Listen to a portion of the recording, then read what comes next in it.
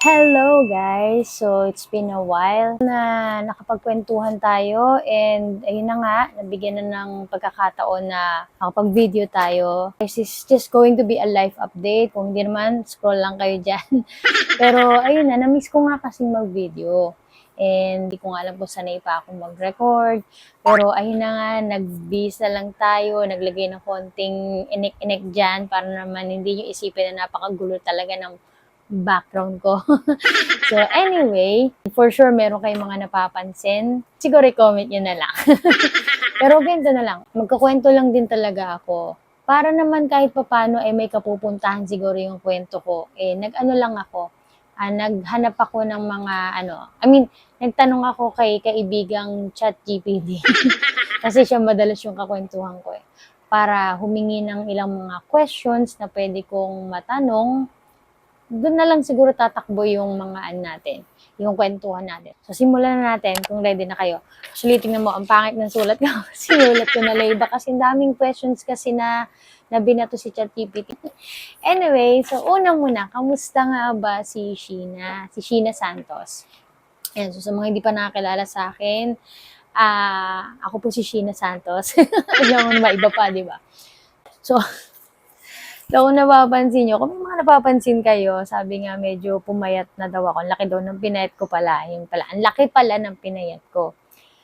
Bakit malaki pinayat ko? Kasi naikwento ko rin before to. Ewan ko kung nasusundan nyo yung mga videos ko. Pero nagpapayat kasi talaga ako. Dahil nga for many reasons. Pero ang pinaka main reason dyan is my health. Kasi 'di ba nga nagkaroon ako ng parang naging pre-diabetic ako, tapos marami akong naramdaman, na kung ano-ano diyan, natakot talaga ako. So, doon nag-start.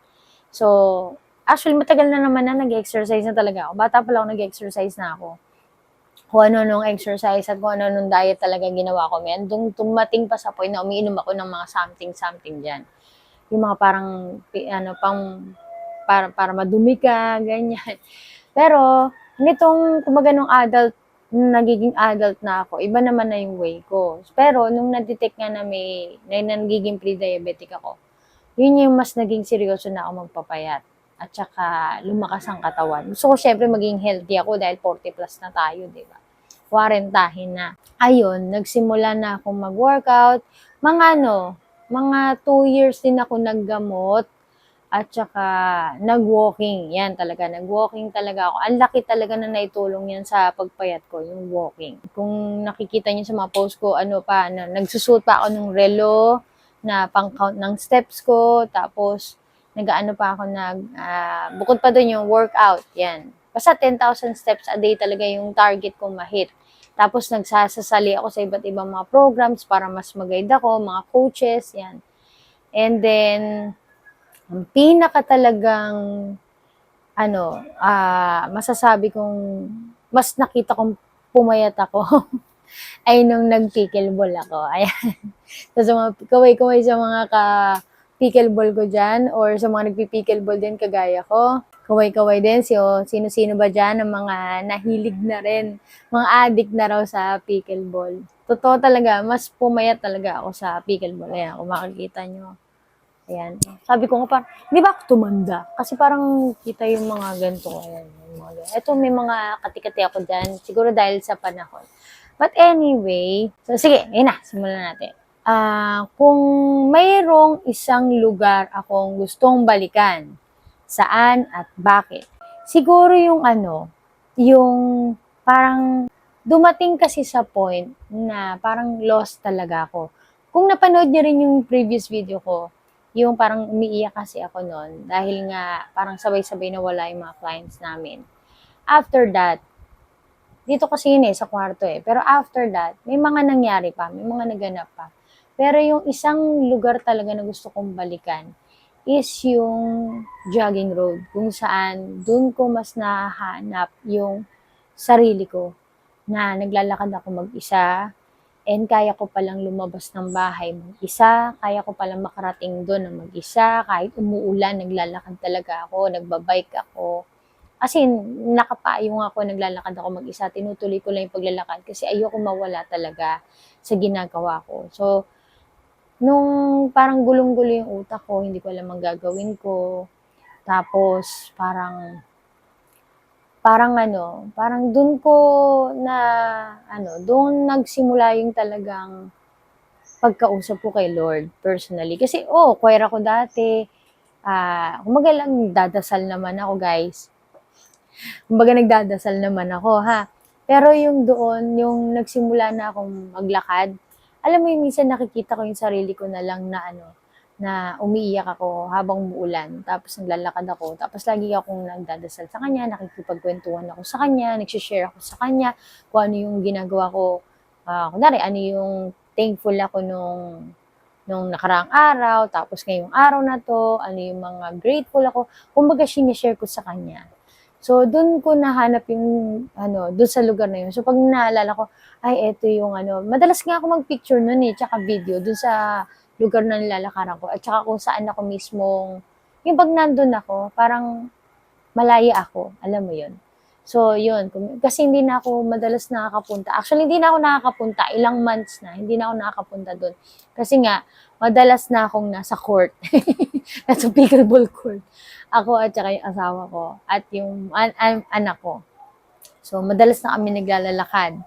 Kaya, hindi na ako nakapunta doon. Parang, pagod na. Alam mo yung sa isang linggo, siguro mahina yung 3 times na naglaro kami ng pickleball. Pero kung babalikan ako, kung meron akong isang lugar na gustong balikan, yun. Gusto kong bumalik doon kasi namimiss ko din yung lugar na yun.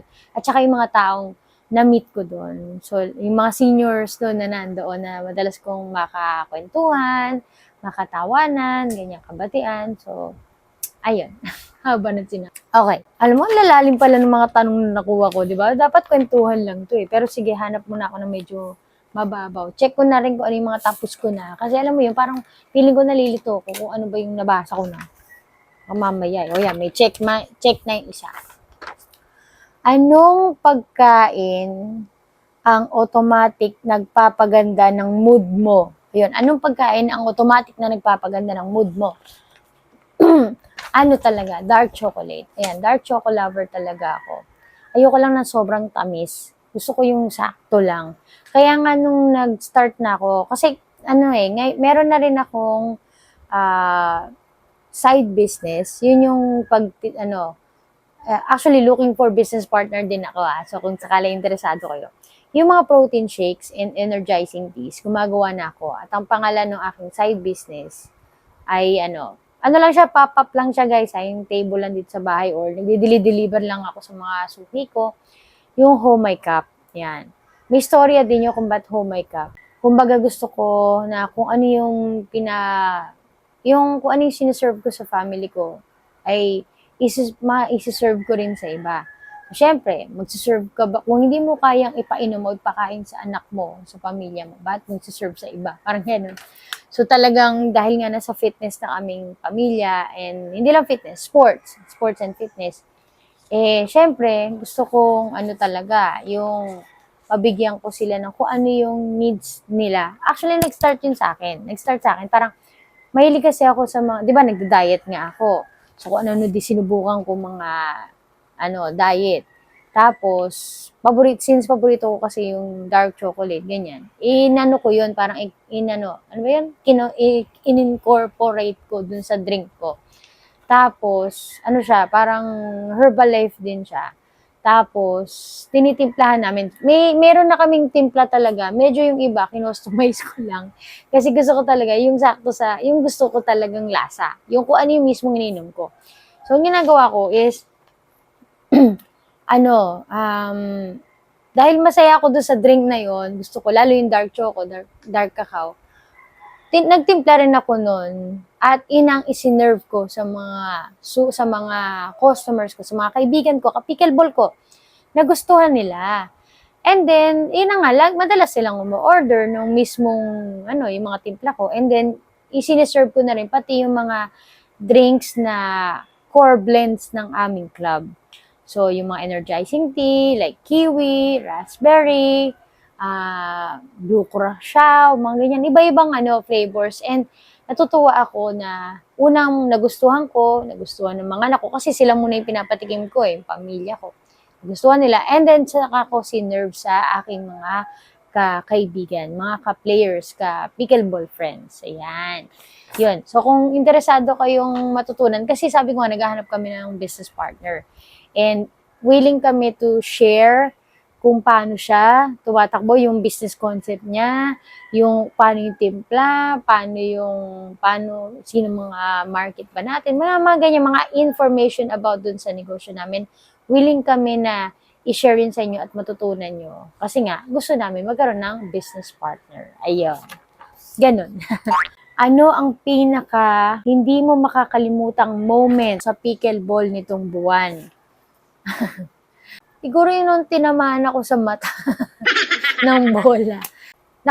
Nakakatakot siya pala. Nakakatakot siya kasi tinamaan talaga ako. Akala ko mabubulag talaga ako. Pero in a way, dahil doon natuto talaga ako na, yung mag-ingat.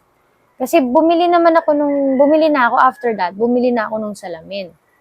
Kaya lang, pag naman sinusot ko naman yung salamin, pawisin kasi yung mukha ko. So, pag naglalaro ako, kailangan ko ba rin, punasan, suot, tapos pawis ulit, gano'n. Kumbaga, medyo, naman siya, hindi naman siya nagmo-moisture, yung mukha ko. So, medyo hassle sa akin yung habang naglalaro, hindi ko mapunasan dahil nga may salamin. Parang nga ba ako natamaan? Kasi ang kakampi ko nun is legend, kumbaga magaling. Tapos ang kalaban namin, magaling din. Mga sila, mga pa-senior na at senior na, pero ang gagaling lumaban. Tapos, nung tinira nung kalaban yung bola, at hindi ko nasalo, hindi ko natamaan, paglingon ko, yung kakampi ko, tinamaan niya. And pagtama niya, dahil humarap akong ganun, tumama talaga sa mata ko, guys.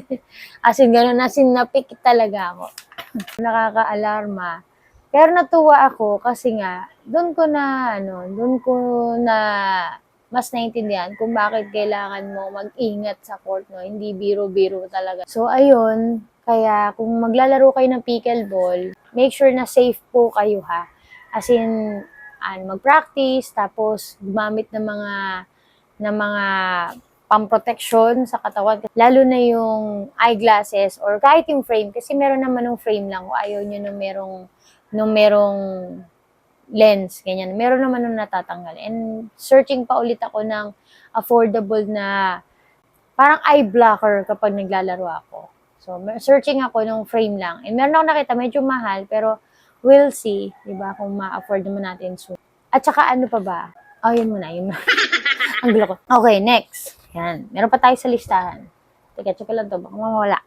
Kung may hidden camera sa buhay ko today, anong eksena ang siguradong tatawanan ng mga tao? Eto nakakaya talagang sabihin pero sige, kakwento ko. Ewan ko lang, baka dito ako masira. Yun yung alam mo yung nautot ka sa habang naglalaro ka sa court. Ayun ganun. Pero hindi naman nila nadinig, ha? Hindi naman nila nadinig. Hopefully, di naman nila naamoy. Kasi naman, alam mo yung kakakain lang namin. Di ba madalas sa pickleball may mga open plate. Hindi naman ako talaga yung palakain. Gusto ko kasi wala talaga laban yung chat ko pa naglalaro ako. Yung hindi naman ako gutom. Kasi madalas may protein shakes naman akong baon. Kaya lang sa sarap ng pagkain. So, kumain ako. Ayun. So, habang naglalaro ako, kailangan ko mag-release. Alam mo yung pasimple ka na lang na parang wala nangyayari pero mutot ka ng yung kunwari, sabay mo doon sa ingay, ganyan. So, ganon. So, hindi naman nila nahalata. Hindi naman nila nahalata. Ayun lang. Pero gawin nyo na. Yun lang, medyo kailangan ko lang that time na i-release na siya kundi hindi ako makakalaro ng maayos. Ganon. Ayan, sinabi ko na tuloy, nakwento ko na tuloy. Kayo lang nakakaalam niyan, ha? Secret yan, secret. Okay, ano pa? Sige, ano pa mga tanong ko dyan, mga kinagkukuha ko. Kung may TED Talk ako bukas, tungkol saan kaya? Siyempre about myself, and kung ano yung mga naging improvement and growth ko sa buhay since nagsimula ako. Ayun. Siguro, yung pinaka lang, yung mula sa pagiging freelancer, na isang nanay, isang home-based mom, paano ko nagawa yun from scratch. Kasi di ba, na-share ko naman sa maraming videos ko na talagang wala naman courses noon or coach talaga noon na nagturo sa akin kung paano maging virtual assistant. It's through experience and the people na na-meet ko, ganyan. Even yung mga clients ko na tinulungan din ako many, many years. And then, now na kumaga, as a nanay, paano ko siya na-survive, paano ko siya nagawa, tapos dumating sa point na naituro ko din sa iba. And kung paano din ako ngayon sumusubok sa bagong ginagawa ko na, alam mo, hindi naman kasi ako wala naman ako talaga sa sports dati. Nasa glee club, sa choir, sa teatro, more on acting, ganyan, arts, yan. And walang sports doon. Oo, nasa pag-workout ako, pero hindi ako yung naglaro talaga. Yung asawa ko nasa sports, nagba-basketball yan. Yung mga anak ko nagbabadminton yan. Ako lang talaga yung mag-isa na hindi into sports. And kapag naglalaro silang lahat, ako naiiwan sa bahay. As in, bantay ako. And chinecheck ko lang kung anong oras sila uuwi. Prepare ko lang. Pero ngayon, alam mo yung, parang dalawa kami mag-asawa na late nang umuwi. Ganyan. Bis nauna pa yung mga anak ko, sabi ng mga anak ko, ano ba, naglalaro na naman kayo, ano oras kayo uwi? Tapos, na sila, alam mo yung, sasabihin ng anak ko, ma, ang pasok ko sa school, 3 times a week lang. Tapos online. Mas marami pa yung laro nyo kaysa sa pasok ko sa school. Alam mo yun? So, ayun, parang, hindi ko rin alam kung paano ko siya nagagawa pa despite my very, very busy schedule. And sabi ko nga, 40 na ako. Yung na-excite pa, paano ko nagagawa yun as a home-based mom? And kung paano ko nabibigay pa yung lakas ko, yung dedikasyon ko, paano ko nade-develop as a person, not just as a mom, pero as a player, as a friend, as a wife, mga ganyan. Marami ako natutuklasan pa. Simula nung pumasok ako dito sa sports na pickleball. And kung sino ako na nabubuo dito sa ginagawa ko, ano yung nangyayari sa akin na growth, progress, development, kung ano man. I hope nagigets ako. Parang, akala ko kasi hanggang doon na lang ako eh. Akala ko hindi naman masama kung naging freelancer ako for life. Pero, akala ko doon na lang matatapos yun or doon na lang talaga ako. Hindi ko naisip na meron pa palang mangyayari sa akin. Meron pa palang kaya ko pa palang ipasok yung sports. Siyempre, meron ka masasacrifice, di ba? So, paano ko siya nababalanse? Yun, gusto ko i-share yun kung magkakaroon man ako ng TED Talk. Kung ano yung mga nangyayari sa akin, kung ano yung proseso ko, paano ba siya. Although it's not a perfect life, okay? Hindi ko sasabihin na, uy, ang galing naman ni Ma'am Shi kasi kaya niya pagsabay-sabay. Guys, hindi, sabi ko nga, di ba? Meron ka kailangan masacrifice kapag meron kang gustong gawin na bago. Parang first in, first out, ganon. So, ganun yung nangyayari sa akin. And okay naman, although hindi siya sobrang okay, meron nga kasi akong na-sacrifice, especially sa financial, na talaga yan, medyo nagkakaproblema na talaga kami ng asawa ko dyan. Pero napalitan naman siya ng more memories and yun na nga, natutunan ko pa yung sports, yung ganyan. So kung paano yung nangyayari sa buhay ko, yun ang gusto kong i-share. Siguro, kung hindi man sa TED Talk, sa mga susunod kong videos, diba? Baka doon ko naman ma-share sa inyo at kung interesado kayo, i-comment nyo lang dyan sa baba, ha?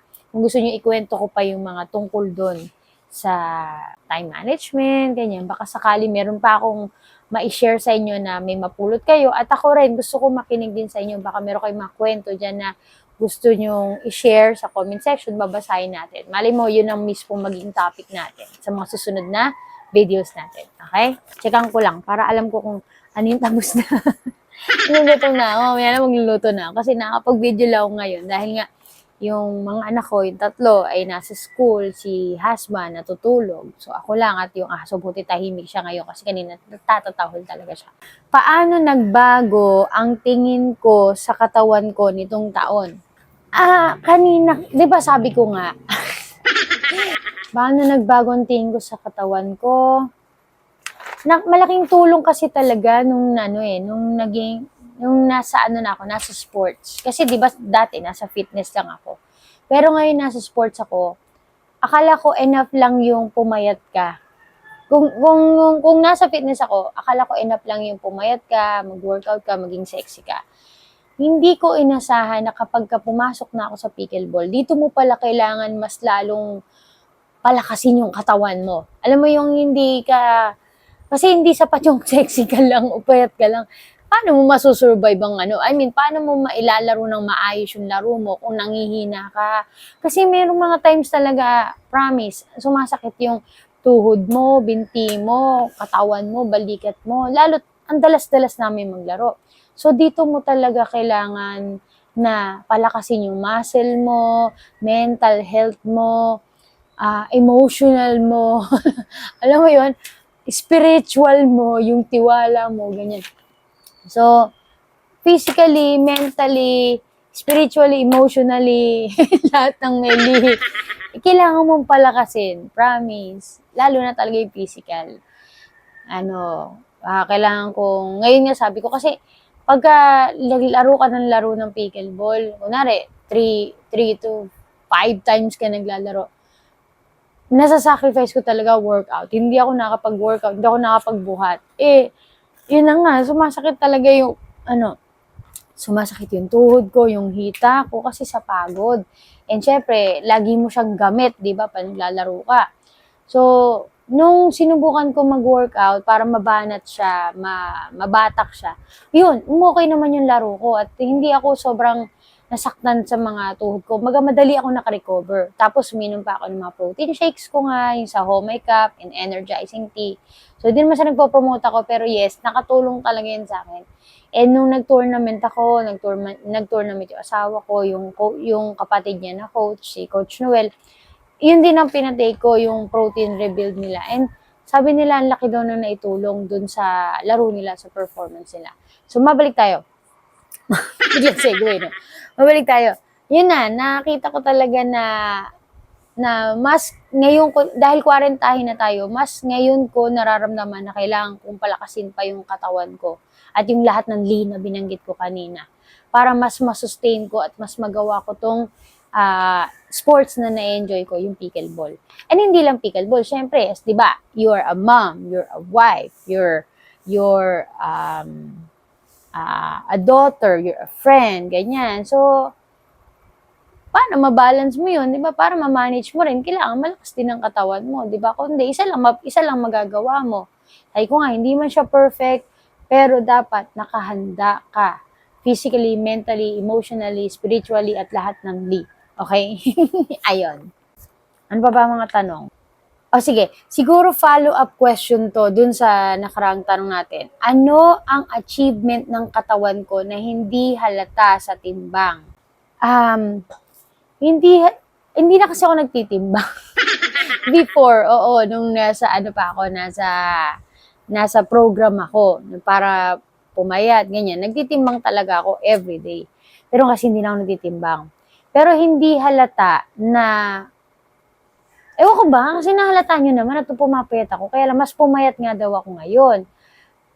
Pero hindi halata na malaki pa rin yung tiyan ko. Ano yan? Ano ba? Tama ba? Hindi halata na malaki pa rin yung tiyan ko. Kasi, syempre, pag nagdadamit ka, natatago naman yan, di ba? Hindi rin halata na lumalakas ako sa kanin. Ayan. Kasi, pag kumain ako, asin ganyan lang talaga. Nung nagda-diet ako, ganyan lang. Kaya nga para akong ibon, gumagawa ng parang, kay Sharon Cuneta yata yun, yung ibon diet. Ganyan-ganyan lang talaga yung mga kain ko. Pero nung mga nakaraan, lalo na nung nagpipickleball na ako at madalas akong pagod, nakikita ko sarili ko na nagkakanin na talaga ako, ganyan, and nadadagdagan yung kain ko. Pero hindi na ako, pero kumaga gusto ko pa rin maging aware na, Sheena, lumalakas ka na sa kain, ha? So, ulit, baka may tumaba ka na naman. Parang ganun, aware naman ako. Kaya lang minsan talaga parang, nakikita ko na lang yung sarili ko na lumalakas ako sa kanin, saka sa ulam. Pero sa chicken, like chicken breast, yun, talaga, nilalakasan ko yun. Kasi yun yung good source of protein ko din. Yung parang kumbaga, totoong pagkain, di ba? Real food talaga siya. So yun, napansin ko lang, hindi siya halata sa timbang kasi pumapayat nga ako, pero makikita nyo, lumalakas na muna ako sa kanin. Ayan. Okay, so nalobat yung camera natin. Kaya, chinarge ko muna. And habang nag-charge siya, kumakain muna ako ng apple. Nagutom na ako, di ba? Kasi ngayon nga lang ulit ako nagkwento, di ba? Alam mo na, na-miss ko magkwento. Okay, so ilang question na lang siguro. Tapos tuloy na lang natin yung iba kung gusto nyo pa. And kung may mga additional questions kayo, gusto ko tanungin nyo ako yung nakakatawa, nakakatuwa, kung ano man yung gusto nyo madinig sa akin, bahala kayo tanungin nyo ako. Kung may bibigay akong regalo sa sarili ko, ano yun at bakit? Yung ba'y tinatanong pa, di ba? Hindi, syempre, paddle. Kasi, sa totoo lang, since nag-start ako sa pickleball, basta yung kapatid ni husband, coach yun. And yung paddle niya, yung mga parang papadel sa kanila na binibigay sa kanila, yun ang binigay niya sa akin at sa asawa ko. So, tigisa kami. Yun na rin yung ginagamit namin until now. So, ang tagal na nun. And may, kumbaga, wala na halos grit yun. Pero yun pa rin yung ginagamit namin. And kung afford na, kung kaya na, magpapalit kami na ng paddle. Mag-upgrade na kami, di ba? Pero kumbaga okay pa rin naman, nagagamit pa rin namin pang ganyan, magandang palo, di ba? Pero iba pa rin kung mapalitan na namin yung aming paddle kasi talagang luma pa rin siya. Okay. Yun lang, syempre, bakit pa ako magpapaano, di ba? Palit na tayo ng paddle, di ba? Kailan ko huling naramdaman na buhay ako? Siguro yun din yung time na na naglalakad na ako. Meron akong video nun, yun na nag-start na ako maglakad. Kasi doon ko naramdaman yung how blessed I am, how guided I am, na kaya ko pala, kakayanin ko pala. Pero hindi ko siya kaya na mag-isa. And naramdaman ko yung presence ni Lord doon. And naramdaman ko kung paano ako pinapalakas at inihahanda sa kung ano man yung plano niya. Hindi malinaw sa akin kung ano yung plano niya sa akin. Pero nagugulat na lang ako, na-amaze na ako na, ito pala. Okay. Kaya pala. Parang ganun. Kumbaga doon ko nakikita, tapos nakikita ko pa yung sarili ko na merong nangyayari sa akin everyday na lumalakas pala ako. Ay na nga, tapos na, di ba, from walking, na punta ako sa sports, sa pickleball, nakita ko pa yung sarili ko na meron pang development, meron pa akong growth, meron pa akong nangyayari. So, mas naramdaman ko yung pagiging alive. And, minsan, medyo nagigilty nga ako kasi parang sa sobrang kabisihan ko, ultimo mag-pray, nakakalimutan ko. Ay, may bago matulog, nakakalimutan ko. So, gusto kong maibalik ulit yun kasi parang hindi ko na siya masyado nakakausap. Kaya, itong mga nakaraan, nagtatry talaga ako na magsabi lang kay Lord. Kung alam mo yung parang random na, Lord, thank you sa ganito, Lord, may problema ako, ganyan. Yung parang, ganyan lang siya, parang kausap ko lang siya na katabi ko lang. Although katabi ko naman talaga siya. Pero, doon ko kasi mas nararamdaman yung presence niya. And yun na nga, na I'm alive, alert, and kicking sa mga ginagawa ko. Especially when, during those times na talagang parang feeling ko nawawala na naman ako. Yun. Sana na-explain ko na maayos. Basta ganun siya. Hindi ko naman connect ba yung sagot ko dun sa tanong, pero yun yung naglalan sa akin eh. Kaya in-explain ko. Anyway, so next na tayo. Basta yun na yun, i-connect nyo na lang, connect the dots na lang. Okay, ano ang gusto kong iwan sa mga taong nakakasalamuha ko? Siguro sa mga ka-pickleball players, ayan, sa mga kalaro ko, gusto kong hindi ko naman ipipilit yung sarili ko na, pag naglalaro ako sa player, hindi para i-inspire sila, ma-inspire kayo sa akin, tingnan nyo ako, nanay ako, home-based mom ako, na nagagawa ko yan, and my age, ganito, ganyan. Hindi naman sa gano'n na parang kino-convince ko sila or nagpi-people please ako. Pero gusto kong, kung kunwari, last moment ko na yon, yung ganyan, gusto kong maiwanan yung may nakilala ko. Parang ganito, parang, uy, may nakilala ako na kalaro kanina, good vibe siya, pinapalakas niya yung loob ko, kahit na pangit yung tira ko, support siya. Siyempre, gusto ko pa rin namang galingan para naman sa mga susunod na magiging kalaro ko, maibigay ko rin, maipasa ko rin yung ganong vibe sa kanila, yung ganong mindset. Alam mo yun yung gusto kong sana maipasa ko rin sa kanila, na kung ako, nagsimula lang ako from scratch ulit. Kumbaga, scratch, tapos gumaling, lumakas, nag-scratch ulit, as in from nothing ulit, nagsimula ulit mag-aral, naging beginner ulit, lumakas ulit, at ngayon ay tinatry ulit mag-grow at makapag-share sa ibang tao na kung paano ko rin siya ginagawa. Gusto ko sana makuha nila yung ganun, maipasa ko yun sa iba. And even sa mga anak ko, hindi ko pinipilit sa kanila na, oy, tingnan niyo ako, gayahin niyo ako, nanay niyo ako, ganito ako, malakas ako, ganito, ganyan. Pero gusto ko silang, yung kusa na lang nilang makita sa akin na, bakit si mami kinaya? Bakit si mami, kahit na 40 plus na or kahit nagkakaedad na, nakapasok pa rin sa sports at nananalo, lumalakas, kahit natatalo, ganito ginagawa niya, ganito niya kinukup up yung mga challenges niya. Ayun, yung gusto ko meron sana silang makitang inspirasyon din sa akin. Na kung paano ko siya kinaya, kung paano ko siya ginawa, baka may mapulot sila dun sa akin. And even yung kung paano ko sa court, yun, kung paano ako makitungo sa ibang tao, yun, sana makita nila yun. I mean, I'm not a perfect person, okay? Meron din ako talagang parang sungit moment or siguro konting bad attitude kapag, kunwari, yung kakampi mo, effort ka, tapos siya, parang wala lang. Siyempre, medyo naaasar ka din, di ba? Parang nasa mood kang lumaban. Kasi may pagka-competitive talaga ako eh. So, kumbaga, nasa mood kang lumaban, tapos ganun lang yung gagawin niya. Parang wala-wala lang sa kanya, di ba? So, hindi rin ako perfect girl, okay? Hindi naman. Pero, pagka, syempre, you control your mind. You choose kung sino ka dapat. At kung ano ka dapat. Yun. Naman no, ba't na naman?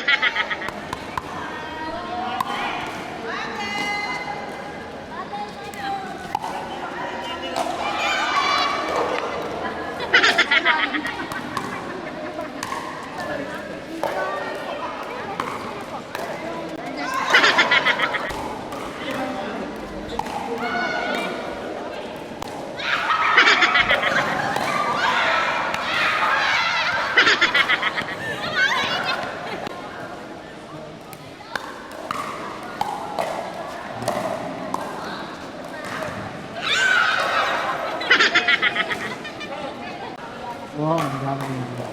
Tsaka laging dulo-dulo yung service ko.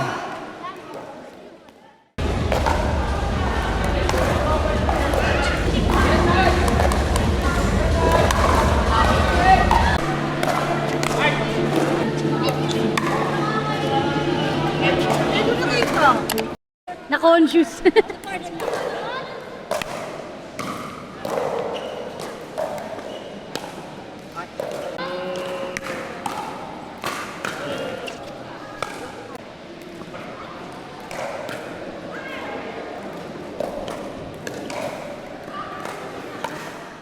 At kung interesado kayong malaman pa yung mga life updates about me and yung mga ginagawa ko, pickleball, business, freelancing, ganyan, vlog, ganyan, magsabi lang kayo dyan sa comment section, i-comment nyo lang kung ano yung mga gusto nyo, okay? Malay nyo, yun na yung mga maging next topic natin dito sa mga susunod nating video. Dito ko natatapusin guys, I'm Sheena Santos, thank you for watching and see you in our next one. Bye!